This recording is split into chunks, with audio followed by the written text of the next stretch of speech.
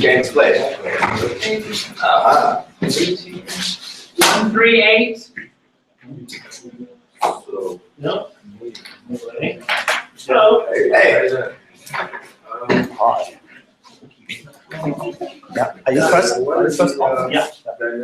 I think So I should have Yeah, first that's here. top left, first Yes. top right, second top, second top.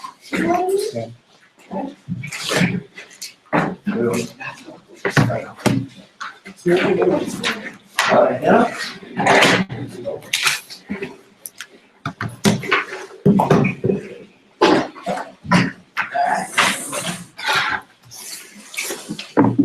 I'm just checking the screen so that it will work. Oh, it's a screen. Yes, there is a stream. Lucky you, yes. Not everybody gets a stream. There are only 3 streams now. That's not good.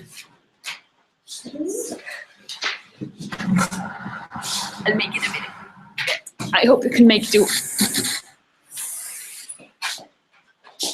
Yes. Good luck, everybody.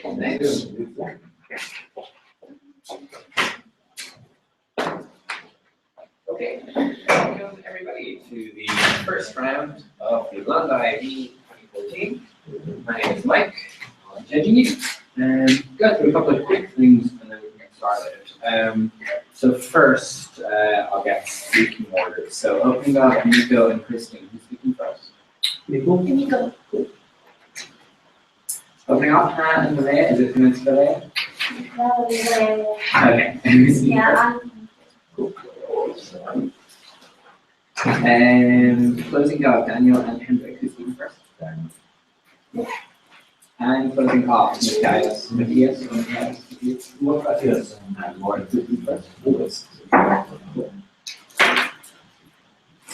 Okay, speeches are 7 minutes in length, and I'll try to remember to clap after 1 minute, I'll try to remember to clap after 6 minutes, but I will be taking notes if I forget to clap, and you are paying attention to the time, feel free to ask as I remember to clap, and points information will be offered points between those times. The motion is that this has to abolish over jury. Does anybody have any questions about speaking orders, the motion, timing, any of that stuff? Are we good to go? Okay. Then I call on Nico to open the case for the property.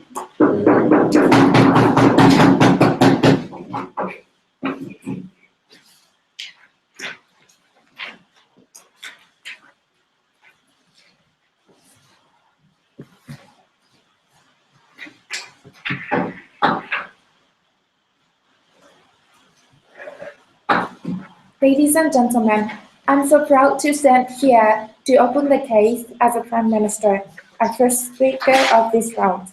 I would like to propose the motion that this House would abolish all juries.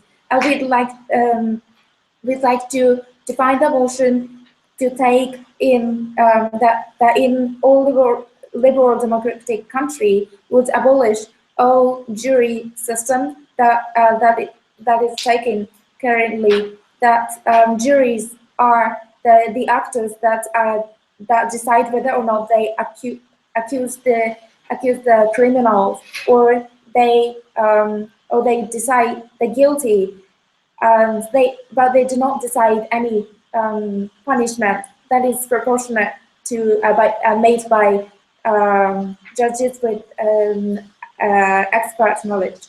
And we propose that all juries be abolished. However, it's very important to note that we do not favor the introduction or continuation of a system of popular elected judges.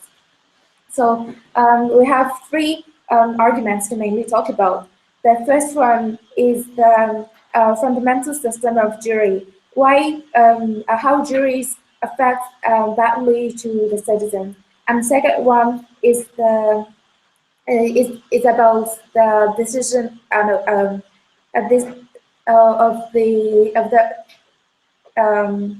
the decision, how that will affect how guilty, or whether or not they're guilty or not. How does that decision affect to the criminal? And third one is about the practical consequence. How will it beneficial if we take this motion? So now I would like to move on to the first argument of jury system.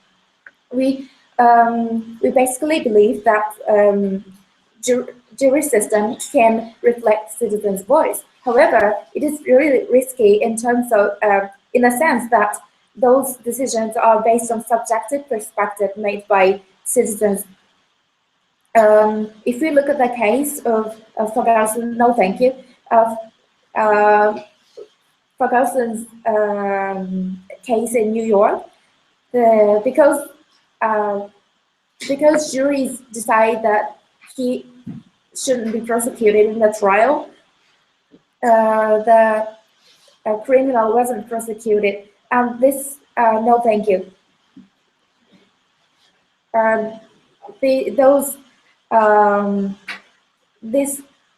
This decision that the criminal cannot be prosecuted is based on personal sympathy or personal perception. So we believe that we shouldn't reflect citizens' personal notion to the significant decision, as long as they are made based on subjective perception. Yes, please. Can we really abolish subjectivity if we are talking about humans, maybe be lawyers, whatever? Can we abolish subjectivity? We believe that subjectivity will should be all abolished as long as it can affect badly to the suspects. So I would like to elaborate this point in the second point. Moving on to the second point about guilty, this decision about whether or not they are suspects are guilty. We believe that such decision is significant on their life because it decides how it can really decide their lifetime, and we believe it's important. If we look at the case in Japan, actually Japan do not take jury system, and this is because the decision whether or not they are guilty or they are prosecuted in the whether or not they are guilty is very important after their in their future. For example, they should write in the resume whether or not they got punishment because of trial, and once they get such punishment, they will get social stigma, and this in such social stigma is prevailed in still prevailing in whole the country, and probably such that the decision, no thank you, the decision whether or not they are guilty or innocent, it can cause significant consequence towards the suspects. No thank you. In the sense that no thank you, even if they want to get married to someone, they the future spouse will reject because he's guilty, and such reputation will affect to their children or they themselves. So it is really happening in many countries. So if they are innocent, they don't feel anything. But if they are guilty, people will feel that such person actually got some kind of punishment, and that will affect badly on their futures too. And thirdly, moving on to the practical consequence, if we abolish this jury system, the decisions were made. It's going to be made all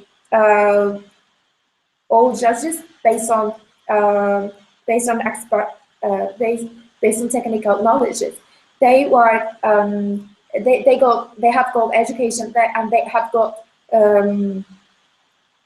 enough knowledge to pass the exam to be an expert and it is not necessary to say that they totally do not have citizens voice. They are actually one of the citizens, and they actually can understand how people are thinking. So for all of these reasons, we're very proud to propose. Thank you. Okay, I'd like to thank you very much and call on the leader of opposition.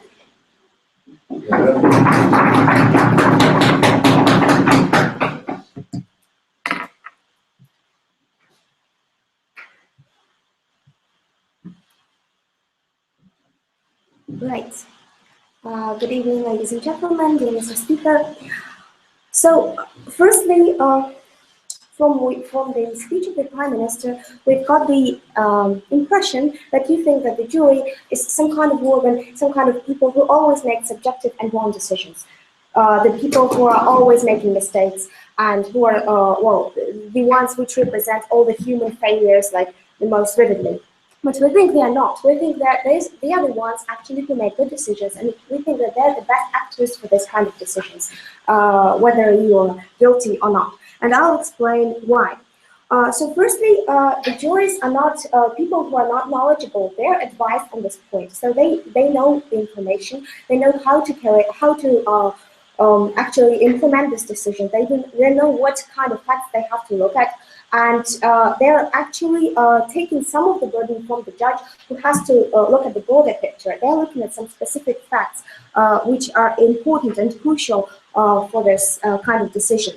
So they're advised. Then secondly, they're common people. They're people from the society we live in. So they're like the people from the inside, as you have been talking. They express the will of the people, and they will probably be much more sympathetic to those to those accused, and will probably think more about the life they're going to lead if they will carry out a wrong decision, as you are saying. So there will be much less likeliness of a mistake, because they don't want to force people to live this terrible life. They're people themselves. They understand that it is really hard, and this is just their neighbor or somebody they probably know. So they actually will be motivated to make this decision as good as possible, and they will be motivated to take into consideration, no thank you, the interest of those people. And then also, as they live in the society themselves and interact with all those issues daily, on a daily basis, they will make a much more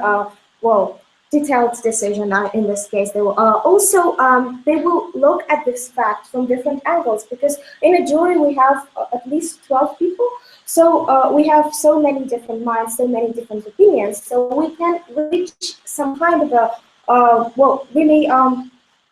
so we can look at this problem from different angles. So we can estimate the guilt of the accused to the full, whilst we have a knowledgeable judge, but that is still one person, and it means that he has a much more likeliness of making a mistake in this case. We know that they need to reach some collective decision, and we believe that in this case, collective knowledge will only help. So for the reasons that they are people from the commons, that they look from different angles, that there are so many of them, and that they're much more likely to be motivated to carry out a good decision, we believe that their decision will not be subjective, and their decision which will probably have a less possibility of being a mistake. Then secondly, it is obvious, yes. There are many cases that discriminatory view are reflected in the decision of guilty or not. Yes, there are many cases when the judge makes a mistake. There are many cases when people act as human beings when they shouldn't, and this is just a problem of the system, which should be regulated better. So if it is a lower system, it should be regulated by law, so that the people would be impartial, so that people would be instructed in the right way, and that the way they would behave in the right way, that they were assigned to this responsibility, and that they will carry out their duty in a good way. Then secondly, the obvious point is that it will eliminate corruption, because basically when you have one judge and you know this judge, there is a big possibility that people will try to bribe the judge, or will try to organize all kinds of activities to drag the judge to their side. whilst we have the jury, which are appointed just this one time, they do not go from case to case, and it means that it is much harder just to know which people will there be. So basically, it means that people, the accused, will know that whatever they have done is completely in the hands of the strangers, and they will have to. Yeah. You could go to the higher court and actually inform other people. So in that case, actually, you're not dependent on one judge, but multiple judges. So that argument is not true. Yeah, but we're saying about the jury system everywhere, and we are saying that the jury system, as in general, implements the purity of the decision, because it has more people who are making this decision, and it has more people who are involved, and more people who are not permanent members of this court or whatever. So, in general, more people who are making this impartial decision means less possibility or less motivation or less, or even less people just thinking of bribing, because they know that they will be failing in the end, after all. So basically, that means that the fairness of the system is much more upholded with the jury, and we believe that not only the effectiveness but the fairness as well works here. And lastly, the last point is the social and political involvement of the society. So basically, the people you get to appoint as the jury are the people, maybe prominent people from the society, which have have achieved something. So it means that the society will feel that they themselves are involved in the important decisions, because their neighbors, their colleagues have been appointed the jury, that they can carry out this very decision. So they will feel that they are taking part and that their voices are heard. They will feel that once they have given this responsibility to this prominent person in the area, they will feel that this person actually represents their interest and it cares for the area it represents. So we think that the better representation of the people, their voice is heard, and that's why there's much more involvement of the people in the social political situation. So for the reasons that this decision is much more effective and much more fair, and also more people are involved, we think it represents the interests better. And although all the systems have its flaws, we believe that this one has fewer. And for this point, we beg you to oppose. I'd like to thank you very much, and call on the deputy prime minister.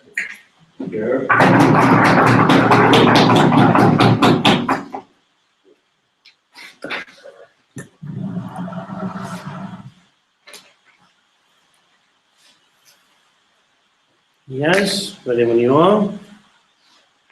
Yeah. Thank you, Mr. Speaker, ladies and gentlemen.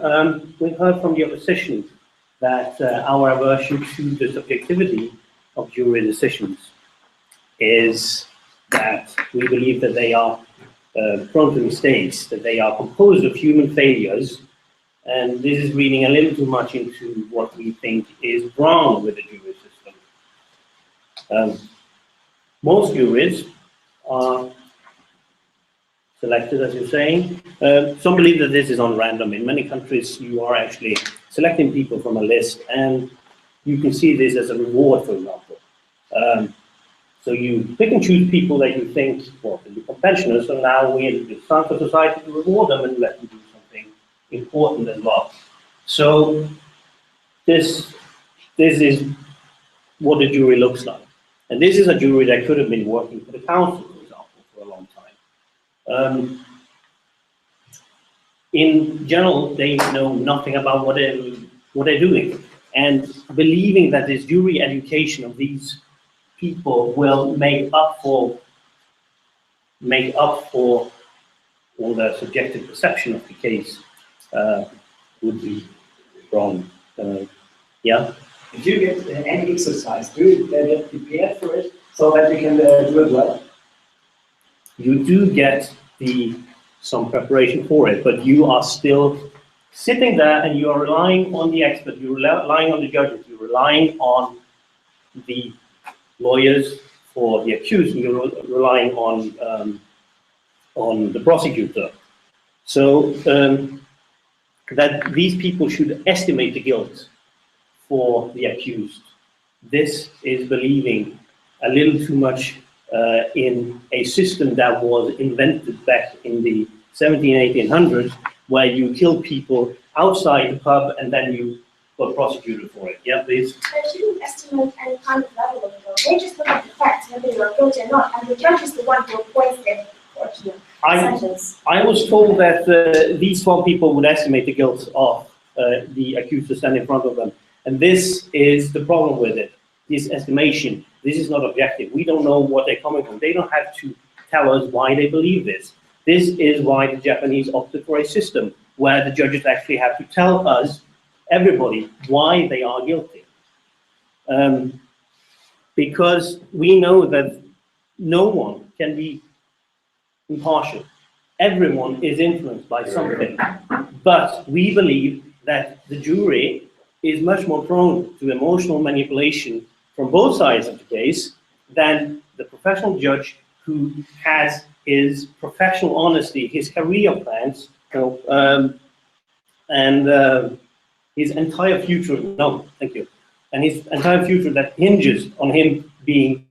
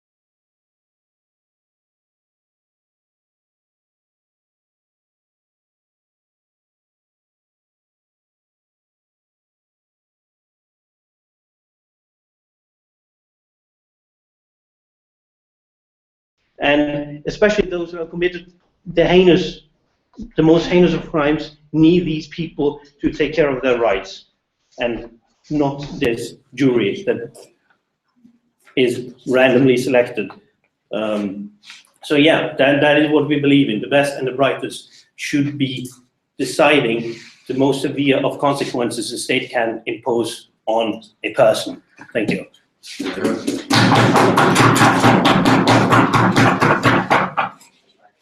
you very much. And call on the deputy leader of the opposition. Good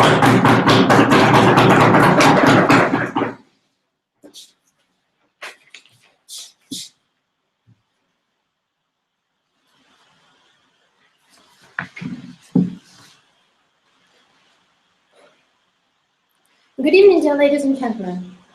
From what I heard from the opposition side, I got a real impression that our opposition is wearing pink glasses, looking at what's going on in the education system and the world in general, like claiming that we select the best and brightest people in governmental structures, economies, and social sphere. Does bring us good and bad results in our life? It doesn't really. Actually so, or otherwise, how could you explain so many problems both in the governmental, in political systems, in economic system, in so many countries, in social spheres? Why so many quite well-off and prosperous countries are facing so many problems? This is just an analogy. The fact that if someone is selected based on their kind of professional qualities does not necessarily mean that they are really professionals that will necessarily bring best and good results. That's what you expect from them.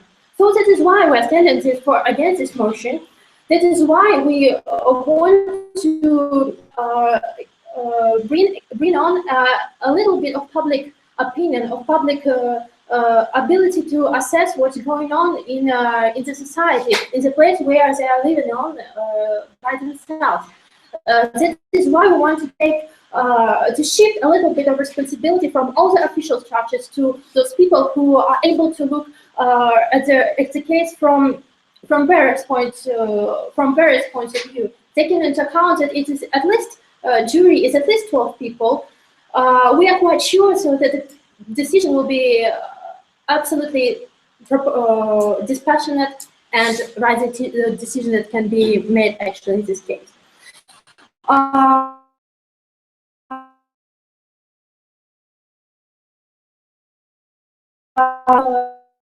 Jury system is beneficial for the accused person in general, but first a little bit of rebuttal. Proposition side was concerned a lot about selection systems that can be not fair.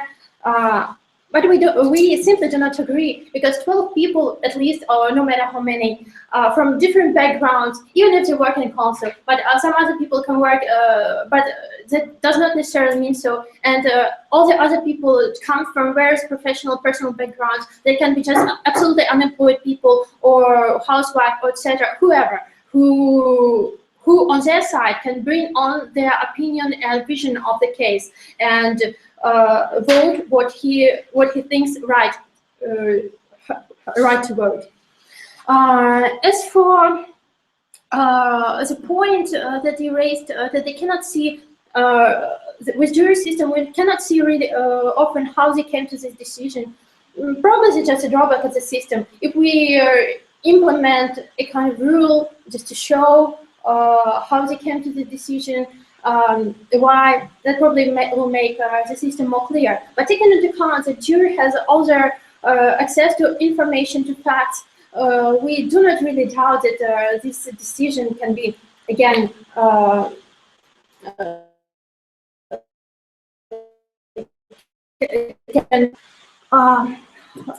I'm going to make a little bit of rebuttal from what my colleague has mentioned. First of all, this maintaining jury policy is guarantees us a more effective decision making. As again, for many reasons that I have mentioned, that people come from various backgrounds with their various experiences in life, so they can assess the decision. Well, we know that people can, all the people no one is impartial, but including judge, we cannot guarantee that judges. More I have to say on this point. The judges are, yes, they are real professionals, but judges are like robots. They will probably not even care too much if the accused person or not. They do it every day, and they will not, even if the accused person will not think too much about it, how it will impact his life. That is why we think that a jury will be more careful about taking decisions because they know what it's like. To spoil when the life is spoiled by a wrong decision. To the point of corruption, but I think my colleague has very well explained how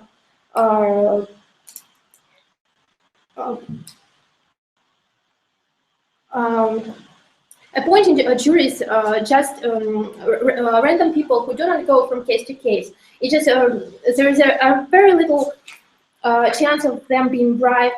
Then that someone can influence their decision. So again, jury system guarantees us the most pure and clear decision making with no third person involved. So I go back to my constructive matter and explain how it will be better for the person who is accused to feel at least more comfortable in trial and in general when it comes to decision making. I don't know if you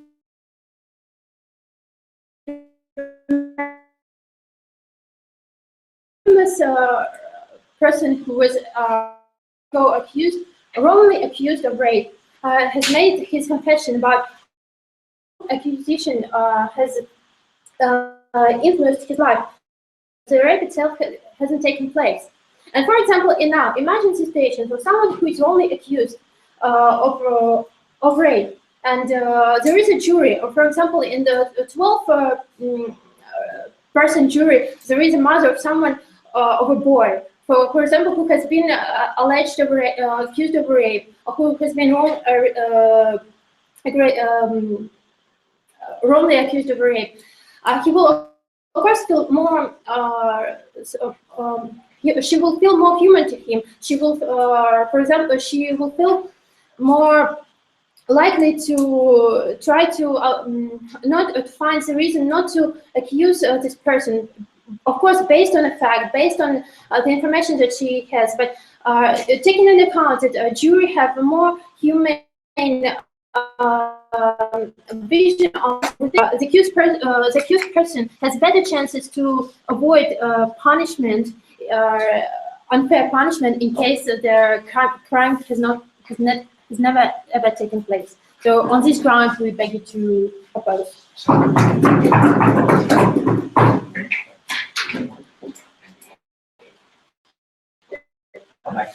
Thank you very much.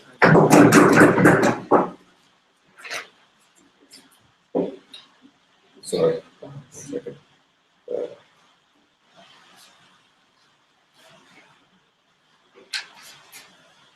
Can I just use your the phone? It's really Yeah. All right. If it falls out, I'll like that. You won't see it all the time. All right, let's go. Thank you for the floor, Mr. Speaker. Before I get into my substantive, I'd like to start with a little bit of rebuttal. So the first thing they tell us is that juries bring up various points of views. They bring up the points of view of the people in the society, and this is what matters when we make decisions.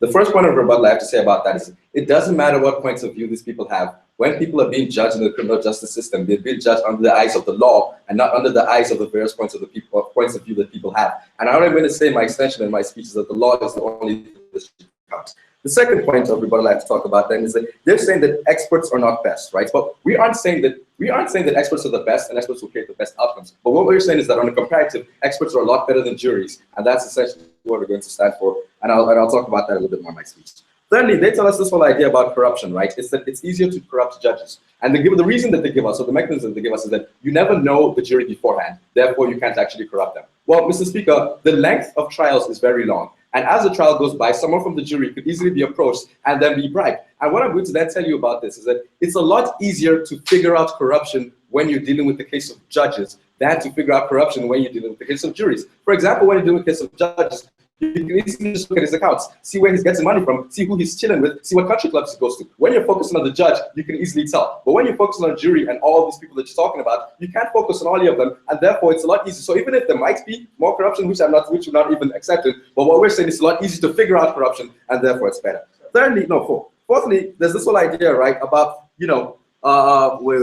so juries are advised, right, and therefore it's okay, right?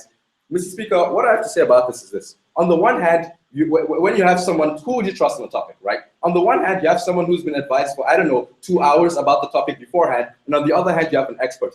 I think any rational person, right, would pick the expert over the people that have just been advised over the, I don't know, past few hours. And the reason why, Mr. Speaker, this matters is that when it comes to the criminal justice system, the lives of the people are necessarily detrimentally affected by this. Therefore, we need to have as little margin of error as possible. And what we say then is that you want to pick the expert who knows all the intricacies and knows everything and all the details about these things, and therefore you have the less margin of error, right?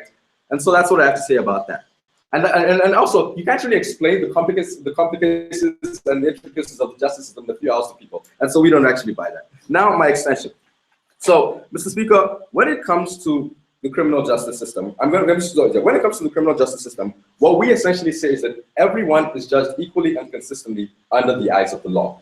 Why does that really matter? Why that really matters is that what that happens is that people then they'll be able to develop the trust in the justice system. They're able to trust that when they get into a crime, they will not be arbitrarily picked or decided to be, I don't know, arbitrarily put to jail, I don't know, for the color of their skin or for, I don't know, whatever inclinations that they might have, or the fact that they might have been a pedophile before. Their trust in the fact that the justice system is going to be applied equally and consistently to them. And from that trust is essentially how we derive the way our society functions. But from the line of the opposition, what they do is they tell us that people need to be judged by society. What I'm going to say is that this is necessarily bad. The reason why this is bad is because societies are allowed to decide what the law is, right? They're allowed to say murder is bad, they're allowed to say rape is bad. Then they're allowed to say the kind of punishments that you have for those kinds of things, but they're not allowed to judge on the specific cases. The reason why they're not allowed to judge on specific cases is that we derive our entire moral principles or the way our society is structured on the fact that the law is what people can trust. The fact that people can know and believe that the fact that the justice system is going to treat them equally and is going to treat them fairly. But when you buy into the line of opposition and say people are, society can decide and society should be allowed to decide, Mr. Speaker, that is not true. Society shouldn't be allowed to decide.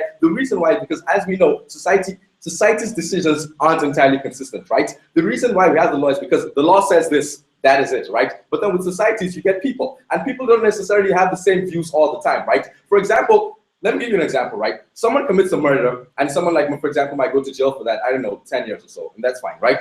But then inside in other cases, you then get someone who commits probably a murder of the same type. But then the fact that I don't know, he's murdered, I don't know, someone famous, or the fact that he murders, I don't know, someone's America's sweetheart or something like that. What we then have is that we then get a lot of hype and craze based on this, based on this issue. And what that means is that people want a greater sense of justice from this. And that is just a simple mechanism to illustrate that, society does not necessarily judge consistently. And for the law to work and for people to believe in the outcomes of the criminal justice system, we need a sense of consistency. Yes. But isn't it the case that the law system just has to regulate society, and therefore society and the juridical system are interdependent and not just stick as you think? Yes, society and the judicial system are independent. The way they are interdependent, right? The way they are interdependent is that society should be able to decide the parameters of the justice system. The society should not be able to allow the specific details of the way the justice system functions, right?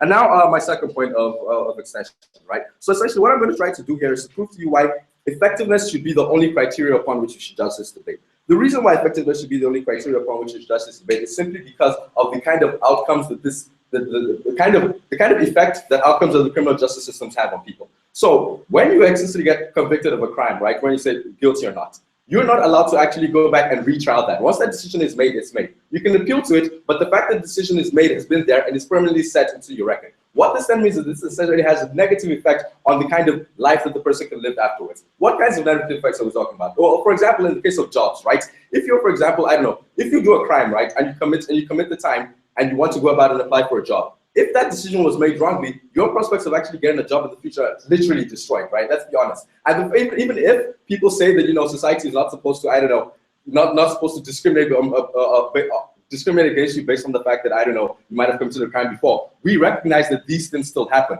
The fact that we recognize that these things still happen, the reason why this matters is because we can't trust that people won't be discriminatory towards you. People's discriminations and the kind of discrimination that people have against you aren't necessarily something that people do explicitly, it's something that people do implicitly. And when that discrimination is happening, it necessarily is bad because we can't really trust what's going on there.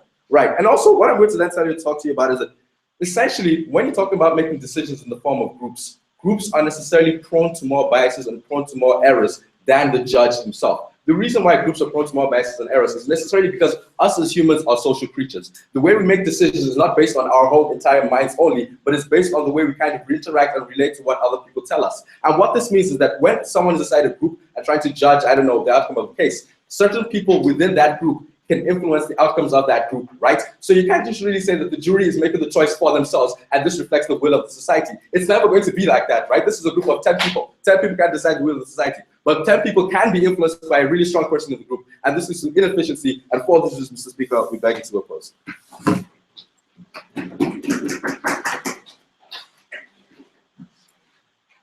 Okay, I'd like to thank you very much. And call on the member of the opposition.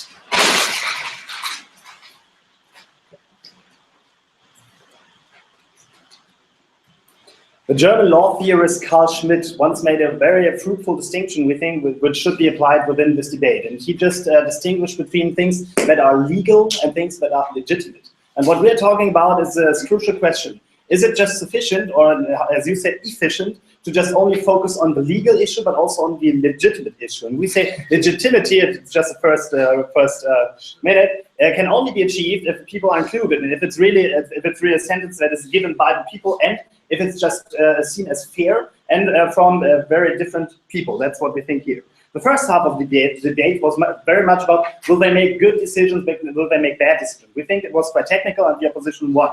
The second thing was quite interesting, meaning to say that, okay, the only thing we have to generate is this kind of efficiency, which was never explained, and the background and the moral standards that are behind your efficiency have never been clarified. So first of all, I would like to come to the rebuttal, and then I will talk about 4 main points. First, why is objectivity the point which stands on our side? Second of all, I want to talk about legitimation.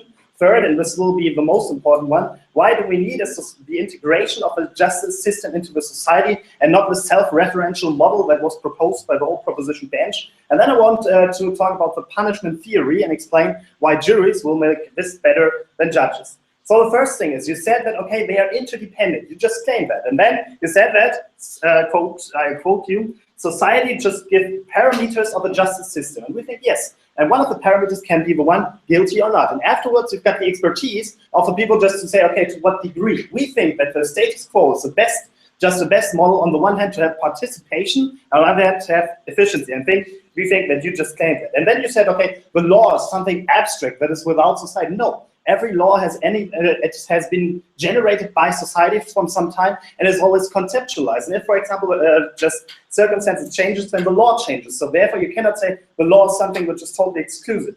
And when we can control 20,000 judges, then it's also possible to control, for example, 300,000 people who are within a jury. And then you said, okay, we want to have the least margin of error. And your model is always this thing that, okay, because they have some kind of juridical training, they are totally without a bias. But the point is, anyone has a socialization.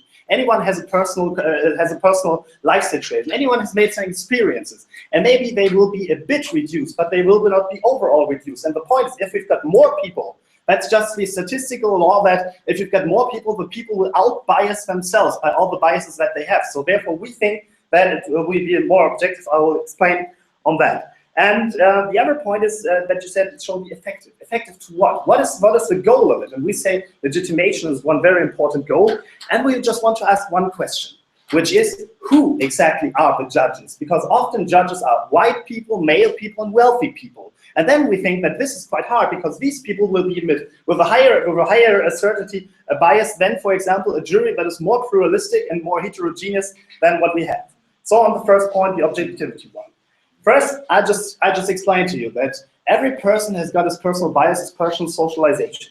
And the point is here now that any person has got, for example, different concepts within the person itself. There's also a dialogue. But if you've got more people, then you'll have more elaboration. There's not only a discourse within one person, but within 12 persons, which all have different cognitive schemes, different perspectives what they have, and they do not only have one school of thought, which is the juridical school, and they just refer to different moral standards, and then they just come to a conclusion. Then we think what they have is intersubjective consent. Intersubjective consent is our standard model of what is objectivity.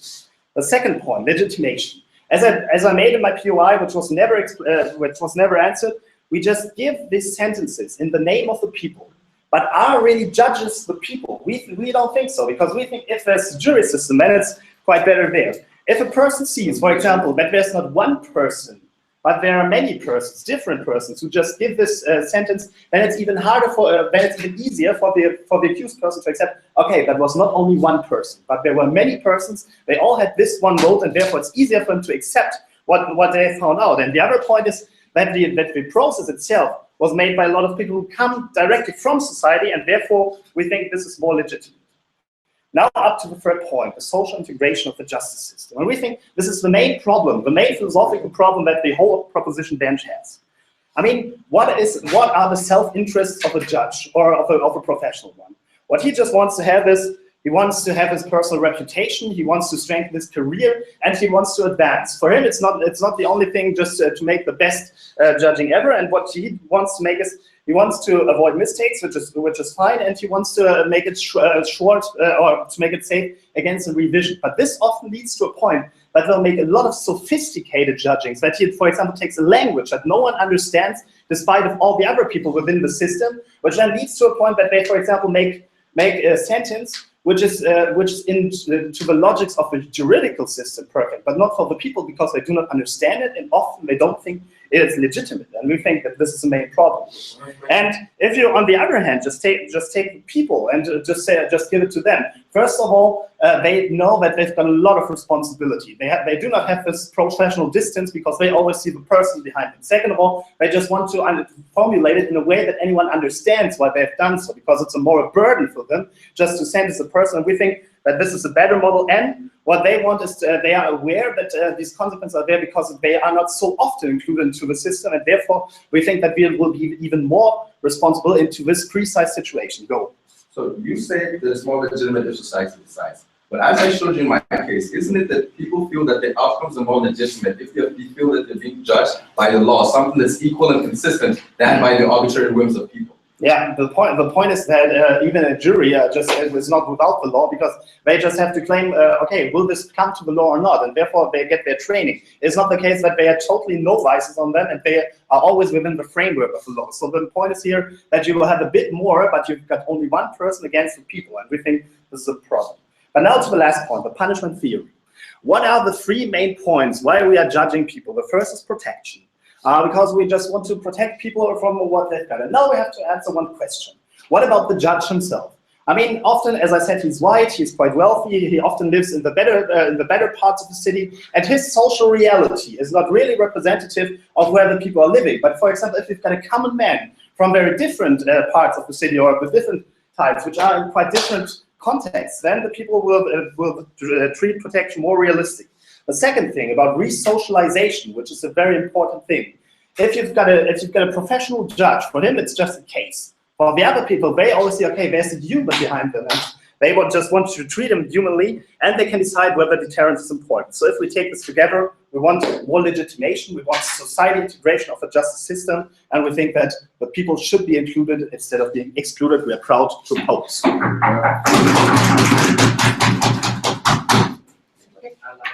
Very much. And Paul, moving on with.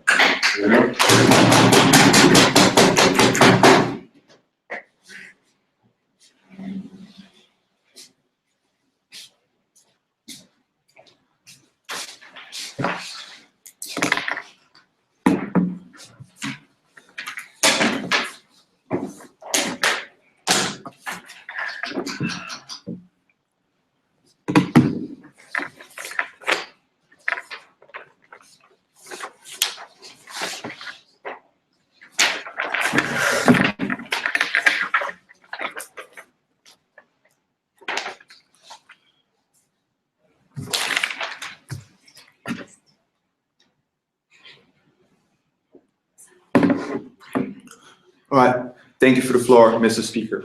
So first of all, I'm going to explain what a judge is, what a jury is, and what this debate is about. Then I'm going into rebuttal, and then I'll go into what leads to the best decision, and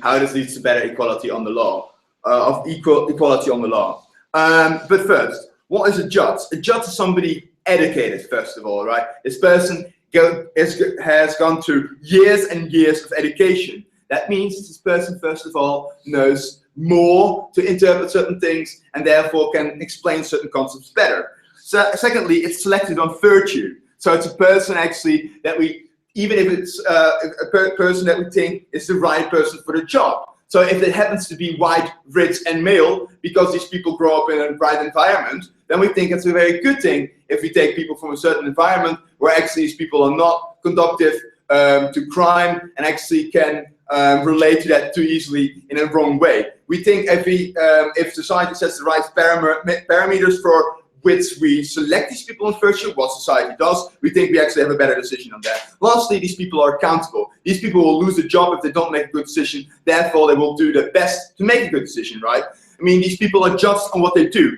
If they are very bad, they won't go on. What is a jury? A jury is a collection of knowledge from society, right? So from all of society. So that means that we have high and low educated people, right? So that means if you have low educated people, what they say is a virtue under their system, means also that these people might very much struggle with concepts under the law, right? Secondly, we have a thing called peer pressure, right? We have a group of people discussing stuff and thinking about different angles. That means that very often you have people who are very extrovert dominating the conversation. You see here that actually an extroverted conversation will dominate, so a certain perspective will dominate, but another perspective won't be heard. No thanks. Fourthly, we have fourthly, it's not chosen on virtue, it's chosen on chance. So we actually see that people might be a collection of people who actually think very bad and all have the same perspective. Lastly, we believe it's a collection of people from society and general society, where usually they tend to have the same perspective and don't are rebutted by that. Society very often has a very generalistic perspective because we read the same sort of news. Very often the news points in one direction. Think about how we think about Russia, we very often have a very limited sense of that. People who are educated in that very often have a bit better time to actually think about what is right, what's not right. So, first point of rebuttal. A judge is a person who can't be overruled and therefore it's problematic because it's just dependent on one person. Not true, we have higher courts, right? So if you have higher courts, we can actually depend on these people and actually say, if we don't believe they're right, we're actually going to fight this judgment and we're going to go on, right? So these people, first of all, can trust in the system, they can work on it, and they end up the people who we believe are the best for this, right? These people, again, went through more selection processes and we thought they were so good they actually ended up in the high court. So we believe you ended up with the best people. So what more points of rebuttal, right? So somehow first opposition seems to assert that people know more, right? Well, we say if a judge who puts his full time into reading and understanding certain stuff, that person is probably the best qualified person to read a 900-page file that actually has a lot of difficult technical terms in it, right? Because what are we talking about here? We are talking here about DNA analysis. We are talking here about advanced statistics. We are talking here about the difference between 8 and 9 years of prison sentences. These are very difficult, high concepts to understand. This therefore needs a lot of education. Education very often we can't teach in a few days or a few hours very often to a jury, right? So we see a very big difference in understanding what we do here. And we see that actually judges are better in that, right? So, coming to the second point. These people will think more about the wrong decision because they think of them as a neighbor, right? Well, first of all, we think it's a stereotype of like very often these people think of stereotypes, right? This person's a criminal, he deserved it, right? Very often we see here biases coming in, right? Because X of a black person, for example, is very much more likely to go home to chill. How is that? Well, very often we see that society puts certain pressures on that. We see that actually a judge can actually be made conscious of this and actually fight this bias when doing a judgment. So we say on comparative, judges still make mistakes, but judges are way better than juries. And that's the point we're trying to convey here in this debate. They don't seem to get there. That is horrible of them. We think that's very problematic. Yes? Do you think that a white judge will make a more fair judging than the jury, whereas at least one black person within? We don't think it makes a difference. We think actually it depends on the person we selected through the selection system. It doesn't matter if the person is white or black. That has nothing to do with it. It has to do with how you grew up and how you know that, right? And I think judges can learn this way better than juries can because they have more abilities to do so. Right, so more corruption or not? Well, I just told you that, and actually a judge is accountable, right? A judge can lose his job if it doesn't do a good job, right? So we actually see that the judge probably will be harder, or will think harder about this, right? Secondly, we think we are already selecting them on criteria of corruption, right? So you see this if they are liable for this, right? Thirdly, we don't think it's like a business contract, right? That these people are selected and beforehand. We think it's a case-on-case basis, right? Where people, if they know a certain case is happening and they think they could do with pressuring a certain person, they could help themselves, right? We'll see that monitoring is easy, as my partner already explained, right? Because we have more people doing this. So these people have the ability and the training not to feel pressured by this, right? And go ahead in the right way. So we see in a lot of ways these people are the right people to do this. So then coming to the main point of the debate, right? So equality on the law. We believe that these people that the society can choose which are the parameters of our system. What is the morality we make our law with, right? But they shouldn't be the way to judge, because very often we see the subjective, as my partner explained. Very often, if somebody is famous or hyped, we see that actually they're emotionally connected to these people and they won't act consistently. They won't act consistently if it's happening to a kid or to an adult, right? We think this is very problematic. We see that judges won't have these biases because we can actually train to limit these biases within them. We see therefore they're better. Secondly, we see group decisions, right? So actually, very often we see that introvert people won't have shared their perspectives, while actually extrovert people would have done that. We see that we can choose judges on these criteria and actually doing it the right people and doing it in a balanced way. So because I explained to you that judges are more accountable, judges are educated for the right ways for difficult technical things, therefore we believe judges are the best people to make these decisions. Thank you. Thank you very much. And call on the opposition.